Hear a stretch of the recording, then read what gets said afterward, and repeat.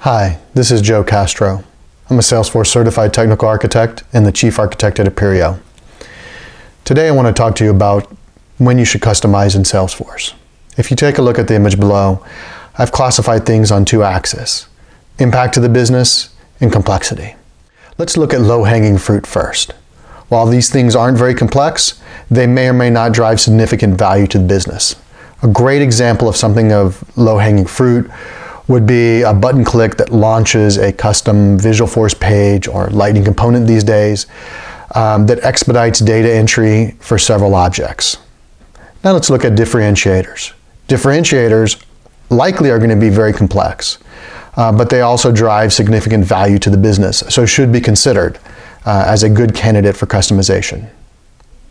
Next, let's look at the avoid category. These items are complex and don't drive significant impact to the business. You may be forced to take on some items in this avoid category for compliance reasons, legal reasons. They might be table stakes in your industry. Just make sure to be careful when considering these items. Next is the invest category. On its own, items in this category aren't worth the complexity that they bring.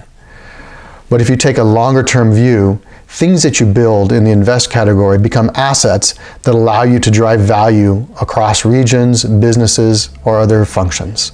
Since we're talking about assets, let's look at that next. Items in the use asset category are things that don't on their own drive enough business value to make it worth it, but since you've already taken the time to develop an asset, using this asset makes it much simpler to deliver a customization.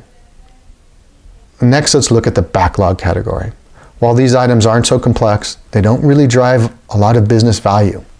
Get to them if you have the time, but ideally, put these things off if there's workarounds, and let Salesforce add them to their roadmap.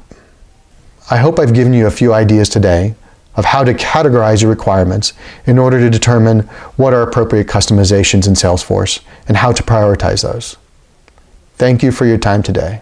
I'm looking forward to talking to you more about how you can manage your customizations in Salesforce using Salesforce. Until next time, this is Joe Castro. Have a great day.